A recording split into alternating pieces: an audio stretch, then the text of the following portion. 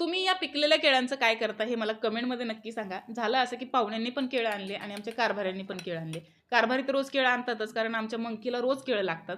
तो म्हणजे आमचा यश. तर याला केळं खूप आवडतात. तर बघा, खाऊन खाऊन किती खाणार हो जास्त असल्यावरती. मग हे केळं उरले तर कारभाऱ्यांनी सांगितलं होतं की याचा शिरा कर सकाळी.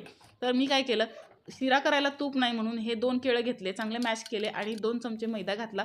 गव्हाचं पीठ तुम्ही वापरू शकता. 2 चमचे रवा घातला, मॅश केलं. 1 वाटी दूध घालून पुन्हा मॅश केलं. यामध्ये साखर घातली 2 चमचे आणि पुन्हा मॅश केलं. याऐवजी तुम्ही मिक्सरच्या भांड्यामध्ये हे सगळं घालून फिरवून घेऊ शकता.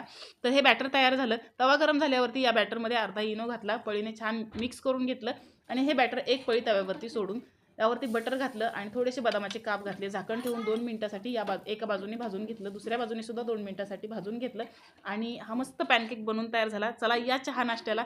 अहो केवढं ते लाजतंय, आपल्या माणसाला कुठे एवढं लाजायचं असतं का? चला आता चॅनलला पण सबस्क्राईब करा.